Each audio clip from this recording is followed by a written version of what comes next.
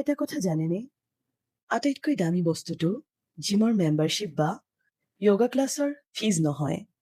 আটাইতকৈ দামী দিনটো সেইটো যিদিনা ডক্টৰে কয়, ইছ, আপুনি যদি নিজৰ যত্ন অলপ আগতেই ল'লেহেঁতেন।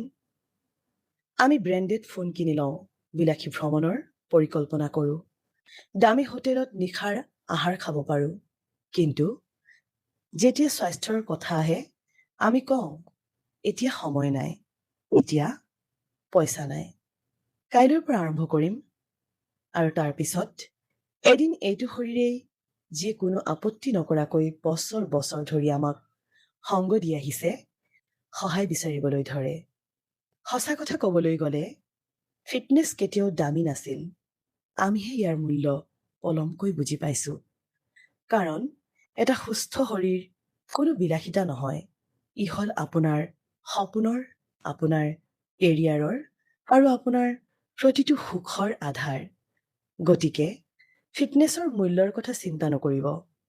যদি স্বাস্থ্যই গুচি যায়, তেন্তে তাৰ মূল্য কি হ'ব? মনত ৰাখিব, প্ৰতিটো ভাল অভ্যাসে এটা সৰু পেমেণ্ট বিচাৰে। কিন্তু এটা অসুস্থ জীৱনশৈলীয়ে গোটেই জীৱন ধৰি তাৰ ইণ্টাৰেষ্ট আদায় কৰে। গতিকে এই ৰীলটো তেওঁলোকৰ সৈতে শ্বেয়াৰ কৰক, যাক আপুনি সদায় সুস্থ দেখাটো বিচাৰে।